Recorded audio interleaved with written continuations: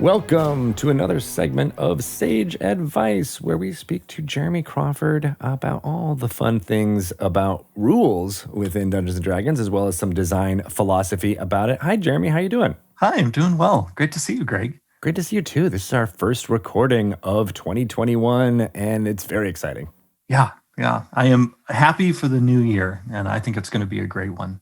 Me too, because we've got all these sidekicks that we can recruit into our party, which is the topic of this Sage Advice. We have talked about sidekicks and their implementation in the Essentials kit before, as well as them being included in Tasha's Cauldron of Everything. But I've been using them a lot, actually, over the break, and I thought it'd be a good topic to jump into. So, Jeremy, what are sidekicks, and how can DMs use them effectively?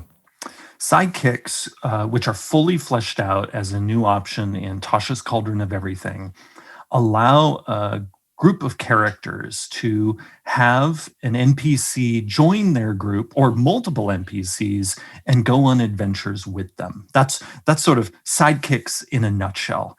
It sprung originally, this design idea sprung originally from our desire to make it easier for a group to play D&D with a small number of players, because we Right. thought sometimes you have just the DM and one player or maybe two, and you really want to play D&D, but it might feel like too much for each of the players to play more than one full-fledged player character, or the DM doesn't want to recraft the entire adventure so that it's not too deadly for just one or two characters. So sidekicks help fill the gap by letting you have one or two player characters then joined by one or two sidekicks, and now you can go on an adventure. And to achieve that vision of making it easy to play with a smaller number of players than is usual, because usually we assume around 4 or 5 players when we design our adventures, we wanted to make sure the sidekicks were really simple, because we knew these are going to be characters that people are playing in addition to their player character, or these are going to be NPCs that the DM is controlling in addition to everything else the dungeon master is doing. And I see we have a friend in the background. And Yes. it has, And honestly, I've been playing sidekicks a lot with Edna as the main player character. I have a younger daughter who has not necessarily grasped how to play Dungeons & Dragons. The first time we played over break, she ended up stealing from Edna's character as a rogue, and while that was awesome, kind of derailed after that. So I've been playing with my one daughter and have a great cast of sidekicks that she recruited. That all have different personalities and different things, and I'm playing a lot of those personalities, and it's been a great way to add some of those inter-party dynamics, even if you're only playing with one or two players. yeah. And I love that you're having this firsthand experience with these rules. I love them as a DM, not only because it allows the type of play experience you're having, but the sidekick rules also are a great way for a DM to easily create NPCs who might not even be sidekicks. We mentioned in Tasha's Cauldron that sure, the sidekicks can literally be sidekicks, but they don't have to be. The DM could use these rules to quickly customize an NPC who's a villain or a friend who never joins the adventurers on their quests. Similarly, a player might decide the only character that they're playing is one of these sidekicks, and that's one of the options we present in Tasha's Cauldron. That if, as you look at the 3 sidekick classes, the expert, the warrior, and the spellcaster, if you find yourself as a player thinking, wow, I'd love to actually play one of these, you can. And they're not going to be quite as powerful as the classes in the player's handbook or the artificer in Tasha's Cauldron, but they're still going to be able to make a meaningful contribution in a group, and they have some fun elements all their own. For instance, The expert has the ability to help other people using the help action in ways that actually our full-fledged player characters can't, and is a kind of a wonderful uh, friend or buddy that you can have with any group, making that group feel more effective. Right. And and because we knew that sidekicks could be used in all of these different ways, as literal sidekicks, as customized NPCs, as your sole character, we fleshed them out as if they were complete character classes. We made sure they're easy for DMs and players to implement, and we also made sure that they are completely flexible. One of the things I love pointing out is that the warrior class in particular can be applied to a creature of any type. Right. And so when you're imagining someone joining your group, that someone could be a wolf or a flump, or some other creature that meets the requirements set out in the sidekick rules, and they could join you on your adventures. The spellcaster and the expert class are similarly flexible. They do each, though, have one requirement that the warrior class does not have, and that is the expert and the spellcaster classes expect the creature who takes on one of those classes to be able to speak at least one language. We actually wrestled with this as we were doing the design, because we needed given the concept of those two classes, that especially the spellcaster, but to a lesser extent the expert, that there's certain linguistic assumptions about each of those that they have to do with kind of knowledge that can be expressed in language. That language, by the way, doesn't necessarily need to be spoken. In the rules, we say able to speak one language, but speaking in D&D can include telepathy. You might be speaking mentally. So there are creatures in the game that might not have a verbal language listed in their stat block, but they have telepathy listed. They qualify for the expert and the spellcaster, Was the because language requirement a way to also like be like an intelligence gauge as well?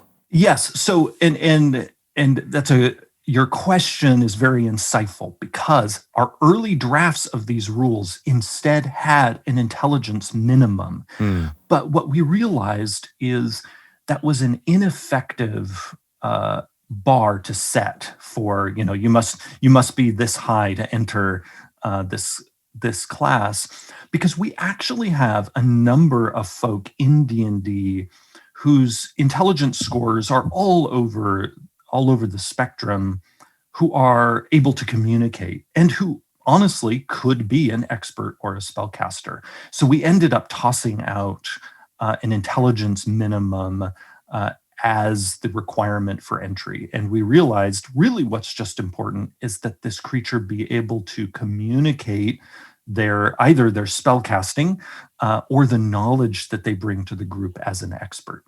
That's really Uh, cool. I think that makes and makes a lot of sense, because you can't cast a spell at least with having some knowledge of what the spell vocal components would end up being.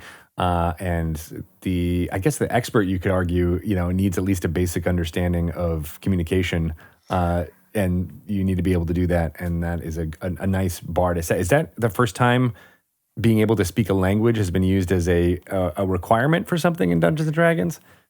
it I think it has appeared before over the game's many years, but this is the first time in fifth edition that it has been used as a prereq for adopting a major option, like in this case, a sidekick class.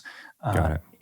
and it took us a while. We were trying ability score minimums, but again, I personally went through all the creatures in the game with intelligence scores at a certain point, and discovered that there were actually creatures with intelligence scores below the minimum that we had set who legitimately could be experts or spellcasters. And I realized that the common thread in our creatures who I think could legitimately be experts or spellcasters was language. Right.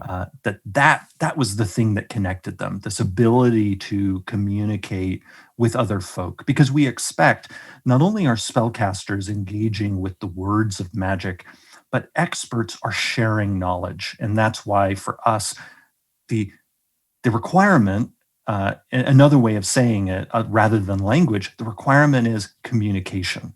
That that you need to be able to communicate your thoughts, your help, your spells, to enter into one of these classes. That makes total Whereas sense. whereas the warrior, the Just only needs to bash requirement, something. bash or bite or claw, Yeah. or be defensive, because one of the options with the warrior, because you do get to make a little choice when you pick the warrior, and that is, are you emphasizing offense or defense? So you could make a warrior who's actually not aggressive at all, but who's really there to defend you and your other companions, sort of the almost like a bodyguard or just the faithful friend who wants to make sure nothing bad happens to you. The description of sidekicks in Tasha's is awesome because you also have the ability for these sidekick characters, especially if they are being used by the party over the course of an entire campaign, can level up and gain in power with them. And I find it really interesting. I'd love to kind of hear more from the community now that Tasha's been out in the wild for a little while about how this feature is being used. Have you heard anything from people on Twitter about their sidekicks, growing in power along with the party? I haven't heard stories yet about that journey, but I have happily seen people talking about this. They have sidekicks in the group. People have asked me about the language requirement of the expert. I think partly because people are eager to have all sorts of different creatures end up as sidekicks, because we know people love essentially making friends, gaining companions over the course of their D&D adventures. The community also had an important role in the fleshing out of the sidekick rules as they exist in Tasha's Cauldron. These rules appeared originally in Unearthed Arcana, and in our original incarnation, there were several things that we just weren't clear enough about, and the community helped focus a spotlight on several places where we clearly needed to put in some more rules and make it crystal clear how sidekicks interact with your party. One example of that is we originally weren't totally clear about what happens if you're 10th level and gain a sidekick. So that's why now in Tasha's Cauldron, we tell you when your sidekick joins your group, they basically instantly level up to the average level of your party. So if your average level is 15th level, your sidekick is now 15th level. And that's a great example of the continuous conversation we have with the D&D community, helping the game get better and better. Another example of the community's feedback helping the rules get clearer is people rightly asked when we published the original draft of the sidekick rules, what happens when a sidekick reaches 0 hit points? Are they like a typical monster who perishes when their hit points drop to 0? Or are they like a player character who gets to make death saving throws and who's more difficult to finish off than a typical monster? And so that's why in the rules now in Tasha's Cauldron, we're crystal clear about the fact, no, sidekicks are intended like any player character or important NPC to make death saving throws when they reach 0, because we know these are your buddies. We don't want them winking out of existence too easily. They, like the other important characters in the story, get a chance to hang on for dear life and adventure another day. That's great. What I like about the sidekick rules in Tasha's is that they even more effectively set sidekicks up to be not necessarily replacements, but like the spiritual successor to henchmen in how you played first edition Dungeons and Dragons or second edition. That was almost assumed by the design that you would have not just a party of 4 or 5 player characters, but then their retinue of people with them from from the thief, level 1 thief that you put, forward in the dungeon to make sure that they sprung all the traps or disarmed them if they were able to, and sidekicks kind of fit that meld of like, oh, I want more options of what to do, not necessarily to put everybody in harm's way, and also have that, you can almost have like a mentor-mentee relationship with your sidekick and things like that, and it does really well for that. Yeah, yeah, and it is funny how much the game has evolved over its almost half century of existence. Because as you were talking, I was reminded of the fact that the assumption in the earliest days of D&D was that there's a high chance D&D characters would not survive their first or second level of play. And so one of the reasons why you had all these henchmen and hirelings is the mortality rate was very high. I mean, because often going into a dungeon in the early days of D&D was almost sometimes like walking into a wood chipper. I mean, it was bad. And sometimes then your henchman or hireling would become your new character because the character you thought was your character died in the first room. Mhm. And so it's, I was just a few moments ago saying, we don't want your sidekicks to, easily die. And I think, wow, D&D has come a long way. Now we're like, we don't even want your buddy to die too easily. Whereas like back in the day, I was like, nope, your main character just dropped in room 1. Yep. And at least you had someone familiar that you could pick up and play for the rest of the session, at least until you got through it. But I also wanted to ask about one thing because I cracked open Tasha's and I was using it for the Frost Maiden campaign over the break, and I was very excited. And a lot of the rules in there are good about leveling up and stuff. But I found myself going back to the Essentials kit and pulling out my rules there to use the stat blocks that are included in the thing for the so. Was that, did you assume that people were going to have access to that, or that people would use the template kind of system in Tasha's to take any NPC and then just put the template on top of it? So the assumption in Tasha's is that you will take a creature stat block from the Monster Manual or Mordenkainen's Tome of Foes or some other book and apply the rules in Tasha's to that stat block. In the Essentials kit, what we did is we basically did the work for you, where we took, I believe our starting point, I'm looking back to when I, because I built those stat blocks myself, I believe I started with the commoner stat block in the Monster Manual, and then just applied options from Tasha's, and then made a few tweaks. Or rather, applied options from the draft of Tasha's, because of course, at that point, Tasha's Cauldron didn't exist yet, but the rules were in draft form already when we were working on the Essentials kit. And so really there you get to see in the Essentials kit some pre-built sidekicks, whereas in Tasha's, we give you the tools to build them yourself. Now, I actually would love for us to do some more pre-built ones because I think it's a lot easier to just take, that stat block and then here are the changes you make to it. Now, the Essentials kit ones will get you, I believe we go up to 6th level in the Essentials kit, where of course the rules in Tasha's Cauldron will let you go all the way up to 20th level. Which is helpful. Yeah. Yeah, that's, and the pre-built thing, I think, really does lean into the ease of being able to use these as well, and in the world now where not many people are meeting up face to face to play Dungeons and Dragons, so much is done digitally, and all of the digital creations of of making your character, having a few ready to go step blocks is kind of essential if you're going to start using sidekicks like this. But you can also just run it as a monster out of it and say it's a sidekick, and then in between sessions just apply all the things on it, and that's certainly viable as well. Yeah, and there are even some stat blocks in the back of the player's handbook that people could use as a starting point for their sidekick. All the beasts and things that are in the back. Yeah, and a number of those creatures at the back of the PH meet the challenge rating requirements that are in the sidekick rules.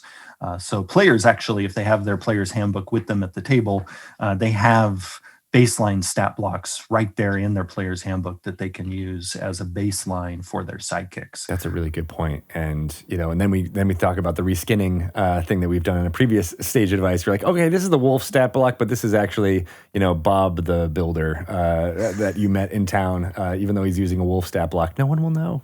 No Yeah, one will know. yeah, yeah. As you know, I love reskinning. I heartily encourage people to do it. Uh, I know sometimes DMs and players feel like they're cheating when they do that, but you're not at all. This reskinning is sort of one of the core pillars of D&D kit bashing. Of like, no, take whatever you like in the game, especially DMs, and change how it looks, how it sounds, how it interacts with the world to suit your story. That is the game working as intended. That is not a cheat. For sure. And I even did that when I was using some of the Essentials kit cards that have amazing portraits of characters, I believe done by Sean Wood. And Yeah. and they are very evocative, and they bring forth the character kind of immediately. One of the ones that my daughter latched onto when we were playing, we had three of them, and it was going to be 2 experts and a spellcaster. And I was like, yeah, you really kind of need, because she was playing a wizard. I was like, it'd be nice to have someone who's there to bash us. So I just ended up taking one of them and turning it into a warrior, even though he's using the portrait of someone else. And so even that little amount of reskinning did what the sidekicks were designed to do, which is to flesh out that party. Yeah, absolutely. And these rules at the end of the day are here to help DMs and players fill the gaps in their group. And so that reskinning element is crucial. That's a part of it. And by the way, that's also why even in the art for the sidekicks, we purposefully presented some example sidekicks in the imagery that people might not have considered. Like I have the book open in front of me on my desk, and I'm looking at like the Bullywug spellcaster, because I bet a lot of people, it wouldn't have occurred to them to have a Bullywug wandering around, with a little spell book and a pointed hat. And these rules are meant to empower that kind of fun and combinations that people never would have expected. Again, we have the turtle expert here, or the I love the Furbolg chef who might be journeying with you as a warrior, and their weapon is a frying pan.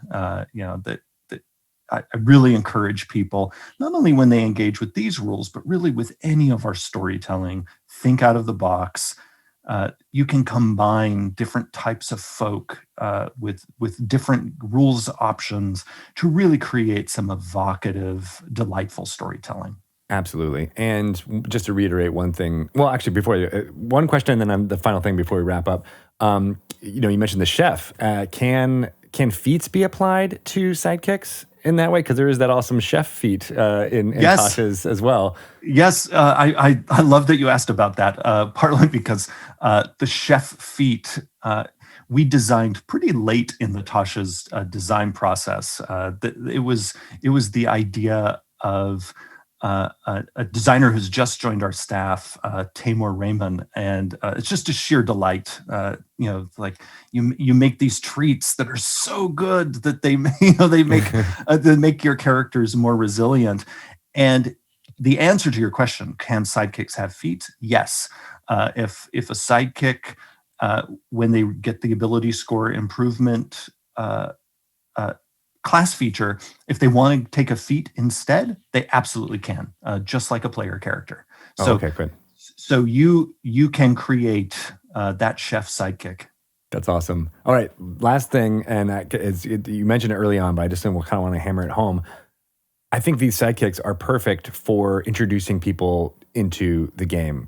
I think when you are presented with a full character sheet of a warlock, multi-class with a paladin, and a lot of the options. I consistently get this with new players now. Are like, where is it? What am I supposed to be doing? What are all the things? And sidekicks provide pretty much most of the basic abilities and things that you would do with your D&D character, without a lot of the extraneous things that can cause confusion. Now, obviously, all players will hopefully elevate to creating those fanciful characters that are in their dreams and in their fantasies. But this is a nice way to give them something right side out of the box and allow them to start playing right away and feel like they are a warrior, a spellcaster, or an expert. Those are very common tropes that are easy to understand for those laymen out there who are getting into Dungeons and Dragons.